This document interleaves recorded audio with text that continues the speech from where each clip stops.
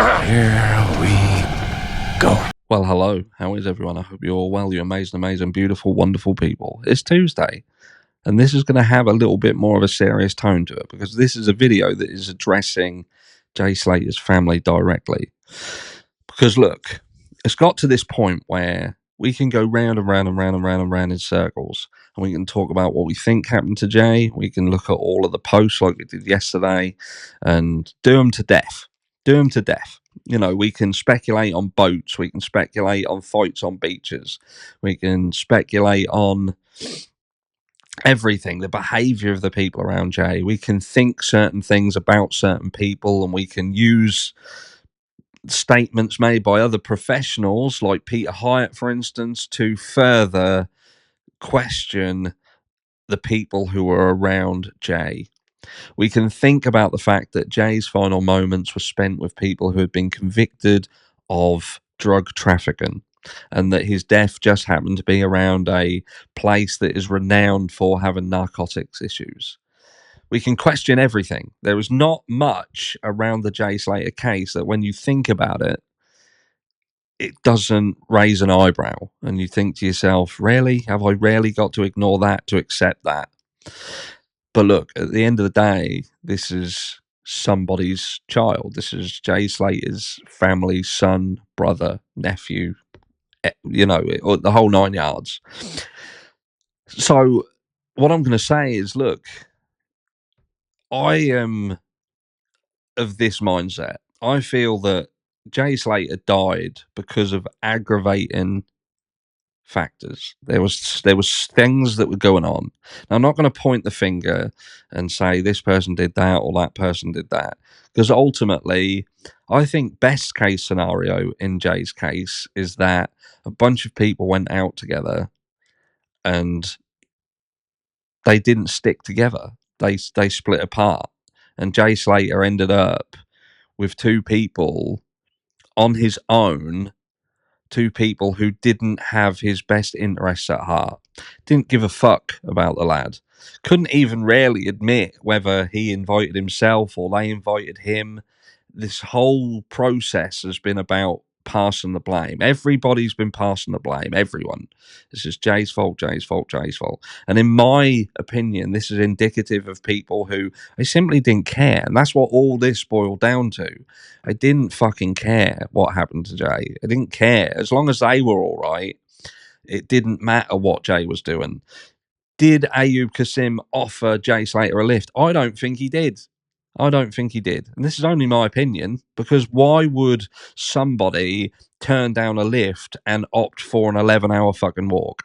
I think he probably asked these people, asked Ayub Kasim to give him a lift, and he told him to fuck off. That's what I think. He came here alive, he left here alive. Meaning he came here and he fucking left.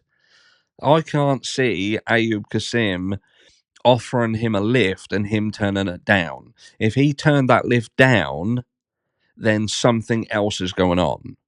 Either he wasn't compos mentis, he was under some other, you know, he was, like I say, he was either scared or he was under the influence of something else that made him make decisions that weren't right. And even then, you can then say, well, who is responsible for that? You go back to the question of why did Jay Slater go back to this Airbnb with these guys in the first place? What was on offer? Something has to be on offer for that to make sense. You don't just opt to go here when you're 10 minutes away from where you're staying. That doesn't make sense. So something is on offer there for him to opt for that. And again, I feel it's difficult to accept that Jay Slater chose to go here for no other reason than to, in an hour and a half, 2 hours later, to turn around and fucking 11-hour walk because he don't want to take someone's offer of a lift. He don't want to use the bus. He don't want to charge his phone. The phone thing's quite easy to explain. Perhaps he just didn't fucking have a charger. Who knows? Perhaps he just didn't have one. We had a similar situation yesterday. Freya went over to a party and her phone went dead. Nobody at the party had a charger. Nobody, not one person. And she's got an iPhone. So these things happen. But Jay Slater died. And if the family wants us to fucking drop it, if the family comments in this video and say, look, we're happy with what's being said, or we're not happy, but we've got to accept it. It is what it is. And we want you to stop talking about Jay Slater, and I will stop. 100%. I'll never mention his name again. But it's the family that has to say that. It's the family who has to tell people they don't want anybody talking about Jay Slater at all. Now, let's not get our wires crossed there, because yes, the family are talking about the fact that they don't want people, social media speculating on some things, because I think some things are a stretch. There are certain things where people have gone too far.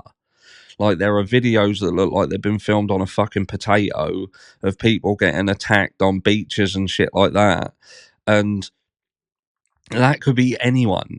That could be absolutely everyone. I think these are the things that the parents are concerned about, the things that are being pushed, like the boat stories. Like, did he end up on a boat? Did he end up being, and these sort of things? I think that some of these stories, even though, again, they're not beyond the realms of possibility, they are such a stretch. And I think that the answers to what happened to Jay lay a lot closer to home. And, I think that the family want answers, they want closure, but I think that in their heads, it's potentially that they feel that Jay was just let down. He was let down by people who were supposed to be his friends.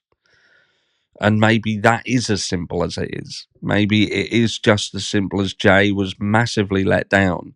There was just a series of decisions that were made that raises questions as to why didn't you do this? Why did Lucy not tell Jay to stay where he is? Bearing in mind, they're very close friends. They're supposed to be very close friends. Why didn't she just say, stay where you are, and I'm going to come and get you? I'm going to jump in a taxi and I'm going to come and get you. Why was that not a thing? Why was that not said?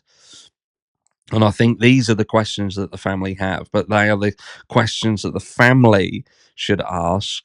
They may have already asked, and they're the ones who should get the answers. So again, this is a plea to the Jay Slater family who may be watching social media and what is being said about Jay. If you reach out to me in any of the on email, whatever, and just say stop, just stop talking about it. Full stop. We're done. We don't want to listen to anything about it. Then we'll stop. On the flip side of that coin, if you want us to keep pushing it out and keep Jay's name out in the forefront of people's minds, then we'll do that as well. But it's down to the family to tell us what to do, because if the family don't care, then we don't have any. There's no purpose to where do we go? What do we do? Let me know down below what you think should be done. What is there that anyone can do? You saw in the video that I did yesterday, there's a guy who's killed in Tenerife, and the inquest 3 years on sees the person who did it still walking free. It's absolutely fucking mental. And I will catch you all tomorrow.